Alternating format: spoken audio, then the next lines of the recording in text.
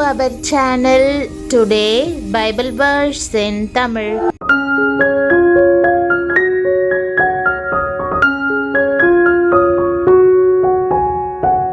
இன்றைய வசனம் சங்கீதம் 61:2. கிறிஸ்துவுக்குள் பிரியமானவர்களே, நம்முடைய ஆண்டவரும் இரட்சகருமான இயேசு கிறிஸ்துவின் வல்லமையுள்ள நாமத்தில் உங்களை வாழ்த்துகிறேன்.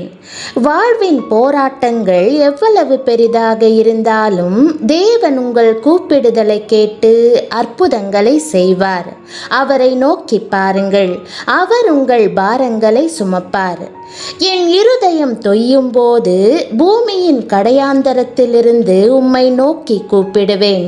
எனக்கு எட்டாத உயரமான கன்மலையில் என்னை கொண்டு போய்விடும் என்ற வாக்குதத்த வசனத்தை இன்று நாம் தியானிப்போம். பல வேளைகளிலே நம்முடைய இருதயம் தொய்ந்து போகிறது, சோர்வடைந்து விடுகிறது.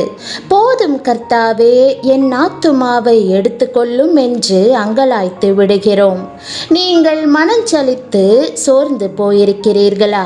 உங்களை பலப்படுத்தவோ உதவி செய்யவோ யாருமில்லை என்று நினைக்கிறீர்களா? இது போன்ற தருணங்களில் தேவனுடைய வார்த்தை நமக்கு பெரிய ஆறுதலை தரும். அப்பொழுது இப்படிப்பட்ட சூழ்நிலையில் தாவீது ராஜா செய்தது என்ன? தன்னுடைய இருதய தொய்வையும் வேதனையையும் நேரடியாக கர்த்தரிடத்திலே சென்று அறிவித்தார். அவர் அநேகம் பேருக்கு ஆறுதலின் பாத்திரமாய் இருந்த போதிலும் தன் பிரச்சனைகளை தனக்கு கீழே இருந்த மக்களிடம் சொல்ல முடியாமல் கர்த்தரிடத்தில் சொல்லுகிறதை பார்க்கிறோம். அப்பொழுது கர்த்தர் செய்த காரியம் என்ன? பூமியின் கடையாந்தரத்திலிருந்து கர்த்தர் தாவீதை எடுத்து உயர்த்தி கன்மலையின் மேல் நிலைநிறுத்தினார். பூமியின் கடையாந்தரம் என்று சொல்லும்போது வாழ்க்கையிலே நம்பிக்கை இழந்த நிலைமையை குறிக்கிறது. அகால ஆழமான பாதாளத்தில் சிக்குண்ட நிலைமையை குறிக்கிறது. அங்கே தேவனுடைய கரம் பற்றி பிடிக்கும்போது தூக்கி எடுத்து உயர்த்தி கன்மலையின் உச்சிக்கு கொண்டு போய்விடுகிறது. ஒரு தேவ மனிதர் சில ஆண்டுகளுக்கு முன்பு ஒரு துறைமுகத்தின் அருகே கடற்கரையில் நின்று கொண்டிருந்தார்.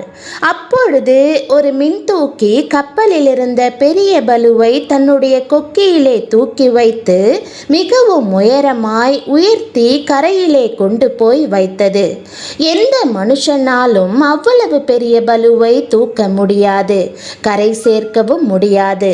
ஆனால் அந்த மின்தூக்கி இயந்திரம் சர்வ சாதாரணமாய் அதை செய்கிறதை பார்த்து ஆச்சரியப்பட்டார். பாருங்கள், சிலுவையிலே கிறிஸ்துவோடு தொங்கிக் கொண்டிருந்த ஒரு கள்ளனுடைய வாழ்க்கை தொய்ந்து கொண்டிருந்தது.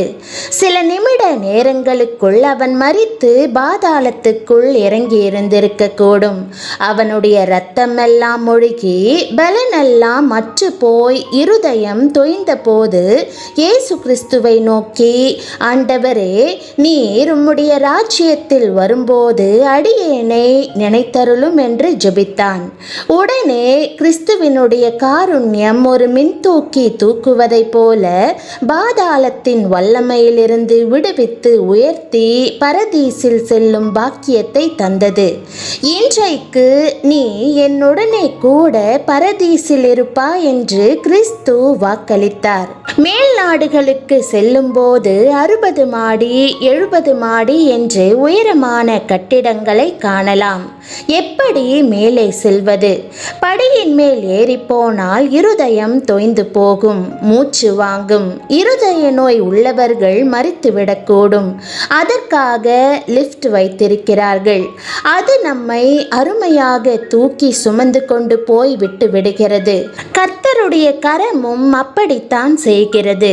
பூமியின் கடையாந்தரத்திலிருந்து உங்களை தூக்கி எடுத்து மேன்மையாய் உயர்த்துவார். நீங்கள் நினைத்ததை விட வேண்டிக் கொண்டதை விட பெரிய உயர்வை உங்களுக்காக வைத்திருக்கிறார். அவர் சிறியவனை புழுதியிலிருந்து எடுத்து எளியவனை குப்பையிலிருந்து உயர்த்துகிறார். யோனா என்ற தேவனுடைய மனுஷனுடைய வாழ்க்கையில் நடந்த சம்பவத்தை குறித்து வேதம் நமக்கு கூறுகிறது. அவன் பெரிய போராட்டங்களை கடந்து சென்றான். யோனா தேவனுடைய கட்டளைகளுக்கு கீழ்ப்படியாமல் அவர் அவர் செல்லும்படி கூறியதற்கு எதிர் திசையில் சென்றான். அவனுடைய கீழ்ப்படியாமையின் காரணமாக பயங்கரமான சூழ்நிலைக்குள் சிக்கினான். அவனை பெரிய மீன் ஒன்று விழுங்கியது. மீனின் வயிற்றுக்குள் அவன் 3 நாட்கள் இருந்தான். அந்த இக்கட்டை உங்களால் கற்பனை செய்து பார்க்க முடிகிறதா? மீனின் செரிமான மண்டலம் வேலை செய்ய ஆரம்பித்ததும் யோனா அதிக வேதனையை அனுபவித்திருப்பான். அவன் இருளுக்குள் சிக்கி இருந்தான். பயம் அவனை பிடித்திருந்தது. ஆனால் அந்த வேதனையின் மத்தியிலும் யோனா கர்த்தரை நோக்கி கூப்பிட்டான். யோனா மீனின் வயிற்றுக்குள் இருந்தாலும் கர்த்தர் அவன் ஜெபத்தை கேட்டார் என்று வேதத்தில் பார்க்கிறோம். என் நெருக்கத்தில் நான் கர்த்தரை நோக்கி கூப்பிட்டேன். அவர் எனக்கு உத்தரவு அருளினார். அவன் கீழ்ப்படியாமற் போனாலும் தேவன் அவன் கூப்பிடுதலுக்கு செவி கொடுத்து மீனுக்குள் இருந்து அவனை உயிரோடு வெளியே கொண்டு வந்தார். யோனாவை போல தாவீது ராஜாவும் நெருக்கத்தின் மத்தியில் கர்த்தரை நோக்கி கூப்பிட்டான். நான் உம்மிடத்தில் விண்ணப்பம் பண்ணுவேன். என் ராஜாவே, என் தேவனே, என் வேண்டுதலின் சத்தத்தை கேட்டருளும் என்று அவன் வேண்டிக் கொண்டான். யோனாவும் தாவீதும் தங்களுக்கு உதவி தேவைப்படும் போது தேவனை நோக்கி பார்த்தார்கள். அவர்கள் உதவி கேட்டு கூப்பிட்டதற்கு தேவன் பதிலளித்தார். யோனாவை மீன் கக்கிவிட்டது. தாவீது தேவபலத்தினால் தப்பினான். தம் பிள்ளைகளின் ஜெபங்களை கேட்பதற்கு தேவன் எப்போதும் ஆயத்தமாய் இருக்கிறார். நீதிமான் செய்யும் மூக்கமான வேண்டுதல் மிகவும் பலனுள்ளதாய் இருக்கிறது என்று வேதம் கூறுகிறது. நாம் உண்மையான வாஞ்சையோடு ஜெபிக்கும் போது தேவன் கேட்டு பதிலளிக்கிறார். நீங்கள் ஒன்றுக்கும் கவலைப்படாமல் எல்லாவற்றையும் குறித்து உங்கள் விண்ணப்பங்களை ஸ்தோத்திரத்தோடே கூடிய ஜெபத்தினாலும் வேண்டுதலினாலும் தேவனுக்கு தெரியப்படுத்துங்கள் என்று வேதம் நமக்கு நினைவுபடுத்துகிறது.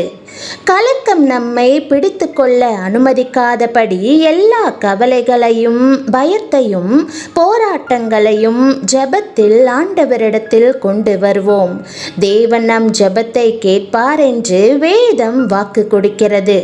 மீனின் வயிற்றுக்குள் இருந்து யோனா கூப்பிட்டதை கேட்டு அவனை விடுவித்த தேவன் உங்கள் கூப்பிடுதலையும் கேட்டு உங்கள் உபத்திரவங்களிலிருந்து உங்களை விடுவிப்பார். சூழ்நிலை ஆழமாகவும் நீங்கள் மூழ்கக்கூடியதாகவும் இருந்தாலும் உங்களை மீட்பதற்கு தேவன் ஆயத்தமாய் இருக்கிறார். இப்போதும் உங்கள் இருதயத்தை திருப்பி தேவனை நோக்கி கூப்பிடுங்கள். அவர் உங்கள் பாரங்கள் எல்லாவற்றையும் நீக்கி உங்கள் வாழ்வில் அற்புதங்களை செய்வார். தேவன் யோனாவுக்கு செய்ததைப் போல உங்களுக்கும் செய்வார். ஜெபம். அன்பின் ஆண்டவரே, நீர் என் கண்மலையும் அடைக்கலமுமாய் இருக்கிறீர். நான் பலவீனமாகும் தருணத்தில் பலனையும் வழிகாட்டுதலையும் நாடி உம்மிடம் வருகிறேன். நீர் என்னிலும் உயர்ந்த கண்மலையாய் இருக்கிறீர். என்னுடைய எல்லா உபத்திரவங்களின் போதும் உம்மை மறைவிடமாய் கொள்கிறேன். யோனா ஆழத்தில் மீனுக்குள் இருந்து கூப்பிட்டதை நீர் கேட்டது போல இன்றைக்கு என்னுடைய கூப்பிடுதலுக்கு செவி கொடுத்து என்னுடைய இக்கட்டுகளிலிருந்து மீட்டுக்கொள்ளும். ஆண்டவரே, நீர் என்னை விடுவிக்கிறவராய் இருக்கிறீர். உம்முடைய சமூகத்தில் நான் பாதுகாப்பாய் இருக்கிறேன். உம்முடைய பிள்ளைகளின் ஜெபங்களை நீர் எப்போதும் கேட்டு பதிலளிப்பீர் என்று அறிந்து உம்மேல் முழு நம்பிக்கை வைப்பதற்கு உதவும். அனுதினமும் உம்முடைய வார்த்தைக்கு நேராக என்னை வழிநடத்தி சமாதான ஞானத்தினாலும் பலத்தினாலும் என் இருதயத்தை நிரப்பும். என்னுடைய கண்மலையாக இருந்து உபத்திரவங்களுக்கு மேலாக என்னை எப்போதும் உயர்த்துவதற்காக உம்மை ஸ்தோத்தரித்து இயேசுவின் நாமத்தில் ஜெபிக்கிறேன் நல்ல பிதாவே, ஆமேன். தேவனுடைய நாமம் மகிமைப்படுவதாக. ஆமேன்.